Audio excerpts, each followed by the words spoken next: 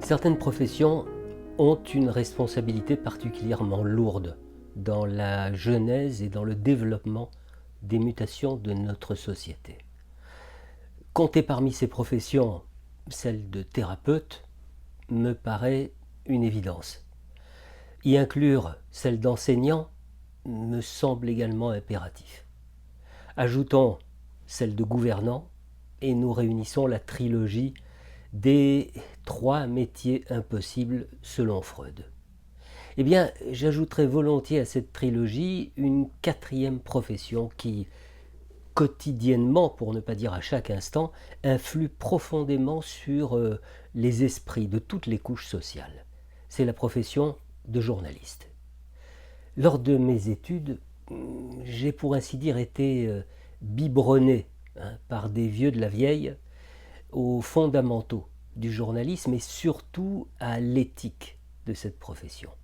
Vérifier ses sources, se rendre sur le terrain, veiller à ce que l'information soit utile, qu'il s'agisse de faits établis, objectifs, et non pas d'hypothèses ou de suppositions, qu'elle stimule l'esprit critique, etc., etc. Or, décennie après décennie, j'ai l'impression de voir cette éthique dépérir. Je vois ces fondamentaux disparaître. Il semble désormais qu'au prétexte d'une concurrence acharnée entre les innombrables médias, le seul but d'écrire et de diffuser soit de capter le lecteur, peu importe qu'on lui serve du caviar ou du bouillon de guerre.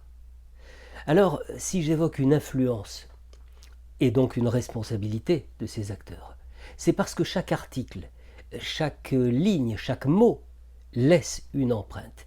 Et cette empreinte, surtout si elle n'est pas soumise au filtre de l'esprit critique, cette empreinte conditionne évidemment la pensée qu'elle façonne en normalisant sa nourriture en même temps qu'elle crée un appel à des nourritures identiques. Il est donc impératif d'éduquer les plus jeunes, et pas seulement eux d'ailleurs, de les éduquer à l'usage des médias. Apprendre à ne pas tomber dans le piège du scoop, de l'image sanglante, de la photo scandaleuse, de la rumeur infecte.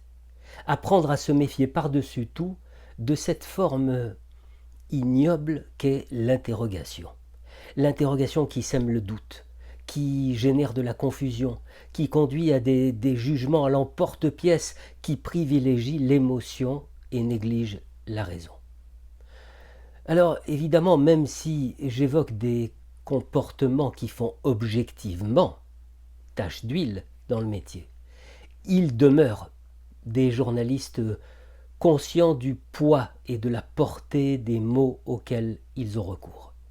Ces hommes et ces femmes ont en commun une forme d'exigence, dans le choix des mots, une clarté dans leur engagement et bien sûr, un profond respect des lecteurs et des auditeurs.